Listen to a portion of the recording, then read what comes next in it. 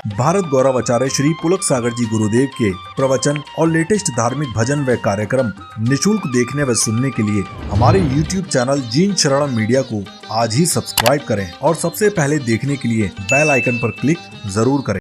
एक साधु था, जंगल में बैठ के तपश्चरण कर रहा था। राजा ने महलों से निकल के जंगल की तरफ गया। राजा की निगाह संत पर पड़ी। संत को देखा। राजा ने कहा, पता तो करो कि ये नकली है या असली है। आजकल तो साधुओं में भी असली नकली देखा जाता है मेरे भाई, ध्यान रखना। असली महाराज, नकली महाराज, अपने महाराज, उनके महाराज। धर तेरे की, हम लोग किसी के नहीं है रे अजमेर वालों। जिसने पैदा किया हम उसके नहीं है, तुम्हारे कहां से हो जाएंगे। जिन माँ बाप ने जन्म दिया हम उनके नहीं हुए। हम यदि किसी के हैं तो उसी के हैं जो सबके हैं, भगवान महावीर। ध्यान रखो, मैं भी इनका हूं, तुम भी इनके हो। मेरे से रिश्ता मत जोड़ो, इनसे जोड़ लो। मेरा रिश्ता टूट जाएगा, ये रिश्ता अमर रहेगा, अजर रहेगा। ध्यान रखिए, भगवान से रिश्ता जोड़िए। सच्चा साथी है वो हमारा, लेकिन जो सच्चा साथी है वो हमें सच्चा नहीं लगता। और जो नकली बैठे हुए हैं ये हमें प्यारे लगते, छाती से लगा के घूमते हैं। साथी तो यही है ना, ध्यान रखिए। राजा ने सोचा कि असली साधु या नकली साधु। राजा ने कहा कि चलो आज इस महाराज से बोलते हैं। बड़ी प्यारी कहानी है, हर साल सुनाता हूं मैं, बड़ा संबल मिलता है। राजा ने सोचा कि जंगल में है, ठंडी का महीना है, गर्मी का महीना है, कैसे कष्ट सहेंगे। चलो महाराज से कहते हैं कि हमारे महल में रहकर तपस्या करो महाराज। यदि नकली होगा तो मन में तो परीक्षा के भाव है, बाहर से चापलूसी। आते हैं ना कई लोग, दिन भर आते। हमारा पाला तो दिन भर ही पड़ता है ऐसे लोगों से कि यहां कुछ बाहर कुछ, बाहर कुछ। अब मान लो हमारे अंकित जी ने दान कर दिया तो 4 मिल गए शिक्षा देने वाले। अरे अजमेर है, महाराज आते रहते, क्या जरूरत इतना पैसा देने का। अरे तेल जले तेली का, दिल जले मसालची का। तेरा क्या हो रहा भाई? देने वाला दे रहा, लेने वाला ले रहा है, तुम्हारी छाती पे दाल दली जा रही है। बिचा काय को दे रहे हो, काय को भेज रहे, क्या होगा इससे? उसने भी अच्छा जवाब दे दिया, मेरा पैसा मैं कहीं खर्च करूं, तुम्हें क्या लेना देना। ध्यान रखिए, ऐसे हितैषी बन जाते हैं जैसे अरे तुम ही जान दे रहे हो उन पे, और वक्त पड़ जाए तो तुम ही उसके विरोध में खड़े हो जाओगे। ध्यान रखिए। राजा ने सोचा महाराज असली या नकली। यदि महल में गए तो नकली, और मना कर दिया तो यानी सारे उत्तर राजा के ही चलेंगे, महाराज का कोई उत्तर नहीं। बोले ठीक है। जैसे ही गया प्रणाम किया, महाराज कहां इस पेड़ के नीचे बैठे तपस्या कर रहे हो? चलो मेरे महल में, जंगल का वातावरण। महाराज भी हमारे ही जैसे रहे होंगे, है ना। महाराज ने उठाए पीछे कमल, चल चल चलते हैं। अरे इसने कहा यार ये क्या है, मेरी जैसी बुद्धि के रहे होंगे, मैं ही कर सकता हूं ऐसे काम, बाकी तो डरते नहीं कर सकते। महाराज ने कहा चल चलते, तेरे महल में चलते। मन में क्या चल रहा? ढोंगी बाबा, नकली बाबा, पाखंडी बाबा, मिथ्या दृष्टि बाबा, नकली। सबसे अच्छा कक्ष हो वो बता। अरे उसने कहा महाराज तो पूरे ही नकली हो गए। जंगल से महल, और महल से कह रहे VIP रूम, है ना, वो दिखाइए मुझे। राजा ने खोला अपना महल। ये देखो महाराज, ये मेरा सबसे अच्छा कक्ष है, इससे सुंदर कोई कक्ष नहीं। तो महाराज ने कहा राजा फिर मैं यहां रुक जाऊं? अरे उसने कहा ये कैसा बाबा है? सबसे एक तो महल में रुके और फिर VIP रूम। तो बोले ये बाबा कैसा है? महाराज ने कहा कि राजा तू चिंता मत कर, मुझे अच्छा लग रहा तो रुकने दे, क्या दिक्कत है तुझे? उसने कहा रुक जाओ महाराज।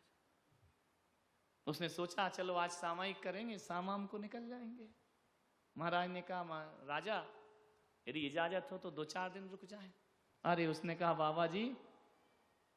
कौन बोला? गए काम से, निपट गए, हो गया इनका बैराग, सन्यास हो गया, सत्यानाश कर लिया, सत्यानाश। राजा ने कहा रुक, मना कैसे करे बेचारा, भीतर से तो कह रहा नकली।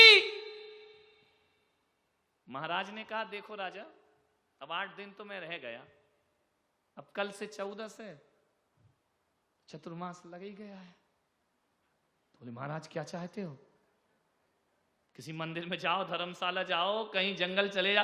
बोले राजा मेरा मन है कि तेरा कमरा बहुत अच्छा है, यहीं चतुर्मास कर लेता हूं। अरे राजा ने कहा हो गई आफत मेरी, और ले ले परीक्षा। उसने कहा ठीक है। अब महाराज बोले अब तो मेरा संकल्प है, अब 1 दिन में कहां जाऊंगा, पूरा चतुर्मास कर लिया। एक दिन राजा ने पूछा महाराज रात को नींद अच्छी? अरे बोले नींद क्यों नहीं आएगी, इतने बढ़िया झरोके, इतने बढ़िया पर्दे लगे हैं, विजय बाबू की कोठी, क्यों नहीं आएगी, आराम से आएगी। बोले रातें कैसी कट रही हैं महाराज? बोले आधी तेरे जैसी और आधी मेरे जैसी।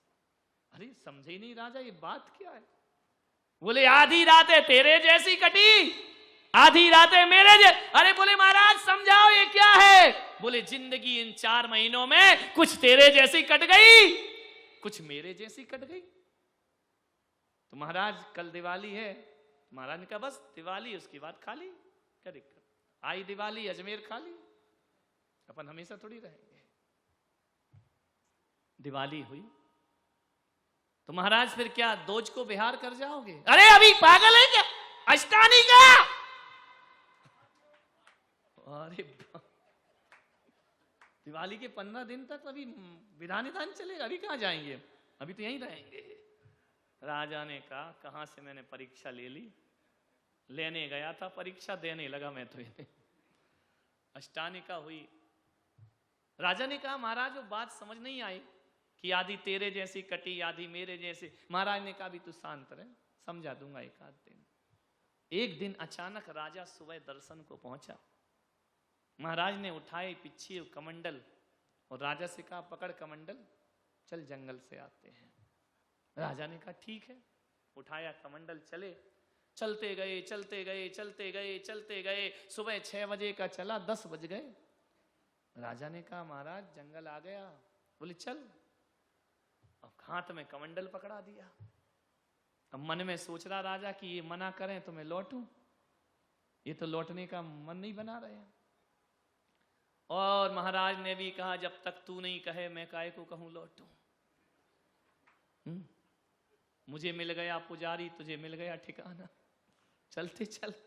अब वो सोच रहा कि महाराज बोले लौट जाओ तो मैं कमंडल पकड़ाऊं और लौट जाऊं। महाराज बोल रहे मैं काहे को बोलूं, मैं तो चल।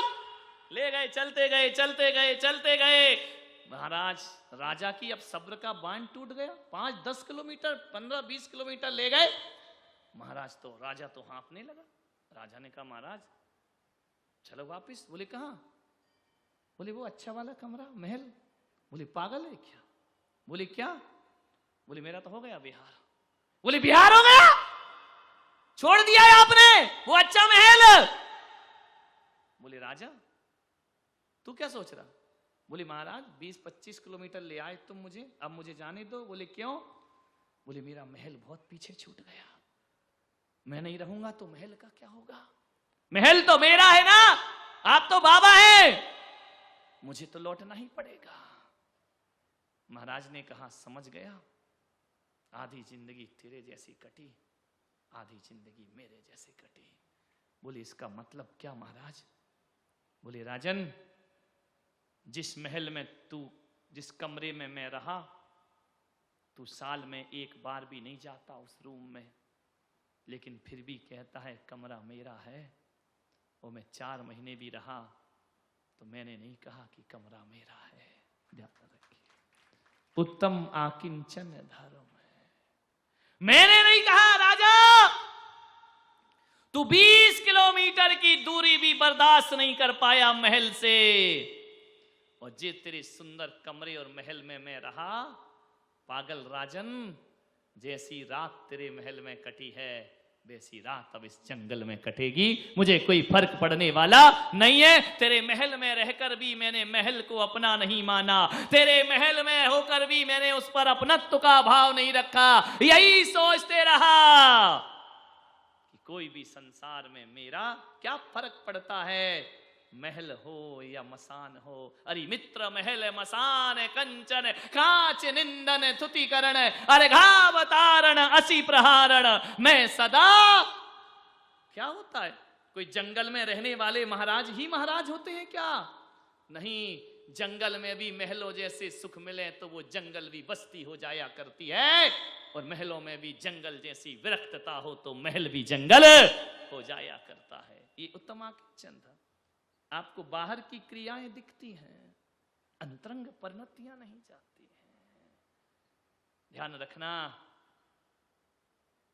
तुम जिंदगी भर कहोगे नसिया मेरी है, मैं दिवाली बात कहूंगा ना तेरी है ना मेरी है, दुनिया रहन बसेरा है। ध्यान रखिए, ये होता है एक सन्यासी और एक गृहस्थ में अंतर होता है। खाते हम भी हैं, खाते तुम भी हो, जीते हम भी हैं, जीते तुम भी हो, हंसते हम भी हैं, हंसते तुम भी हो, रोते हम भी हैं, रोते तुम भी हो, लेकिन रोने रोने में बड़ा अंतर होता है। ध्यान रखना, मैं खाता हूं जीने के लिए और तुम जीते हो खाने के लिए। ध्यान रखना, दोनों में बड़ा अंतर होता है। मैं हंसता हूं तुम्हें हंसाने के लिए और तुम हंसते हो किसी को रुलाने के लिए।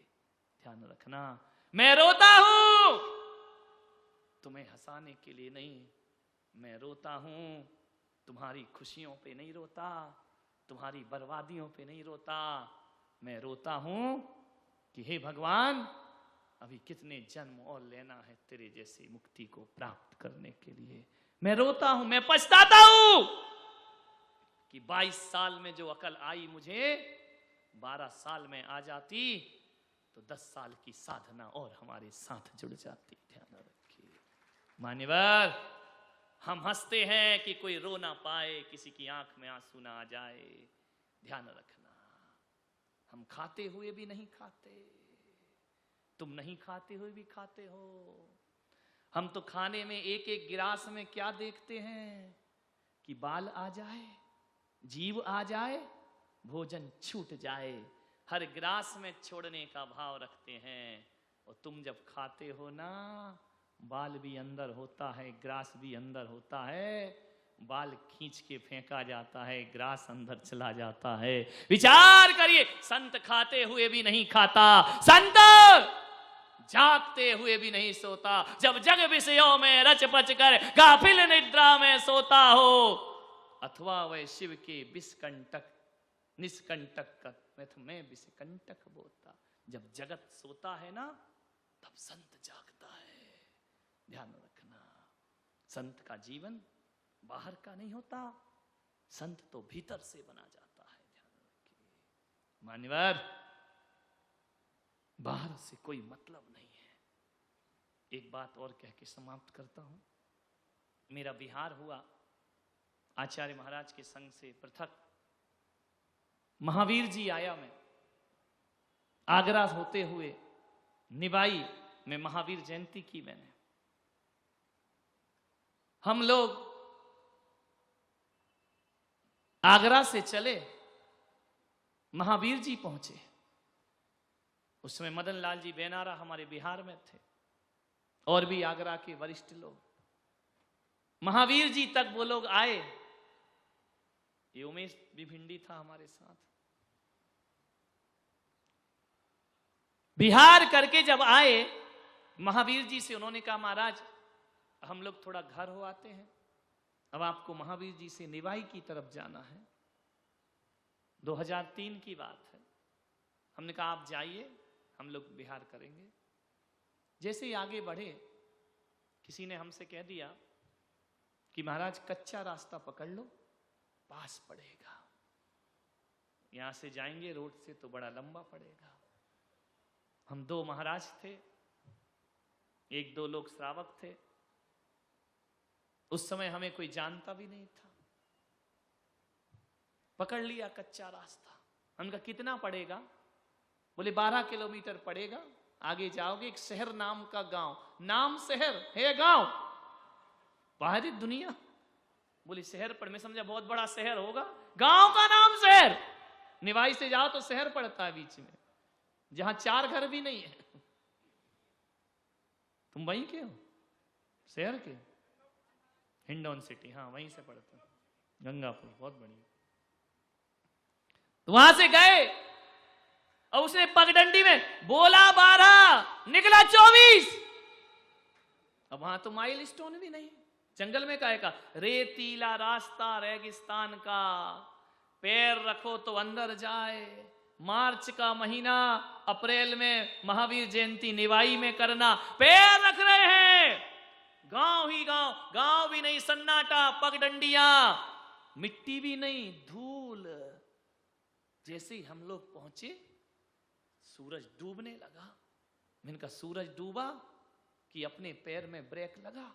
जैन साधु सूर्यास्त के बाद नहीं चल सकता है। मैं चलते गया, रोड दूर है अभी बहुत, सूरज भी अपनी परीक्षा ले रहा। मैंने कहा मैं जाऊंगा कहां? ना बस्ती, ना घर, ना मकान, कुछ नहीं। और जैसे जैसे मैं चलूं, बबूल के कांटे रेत के अंदर मेरे पैर में घुसा, आर पार हुआ, 2 उंगलियों के बीच में पैर की। उसे खींचा, एक कांटा खींचता दूसरा चुभता, दूसरा खींचता तीसरा, क्योंकि धूल में कांटे दिखते नहीं हैं। लेकिन जब पैर अंदर जाता है, और एक बात याद रखना, कठोर पे चलना आसान है, रेत पे चलो तो पैर भर जाते हैं। एक एक कदम बड़ी मुश्किल से उठ रहा है।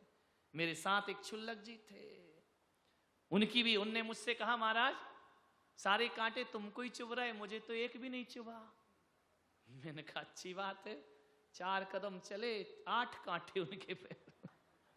मैंने कहा मिल गया बेटा फल। इतने कांटे, जो लड़के साथ चल रहे उनके जूतों के अंदर कांटे, लहूलुहान हो गए पैर, रोने लगे बच्चे मेरे साथ चलने वाले। लेकिन मैं आज उन लोगों की भक्ति को आज भी हृदय में रखता हूं। उन लोगों ने कहा महाराज हमारे कांटों की चिंता मत करो, हम तुमको हाथों पे उठा करके चलाएंगे, आपको सड़क पर पहुंचाएंगे।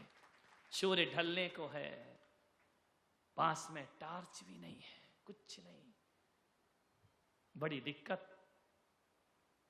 सूरज डूब गया। हमने उन बच्चों से कहा अब तो हम नहीं जा सकते हैं। वहीं रेत पर रुके। उनका आज रात धरती बिछाएंगे, आकाश ओढ़ेंगे, यहीं रहेंगे। बच्चों का विकल्प मुझे, सुबह से बेचारों ने खाना नहीं खाया। अब रात को तो मैं कह भी नहीं सकता कि तुम जाकर भोजन करो। उन्होंने कहा नहीं, हमारे गुरुदेव भूखे हैं, इतना कष्ट सह रहे तो हम भी नहीं खाएंगे।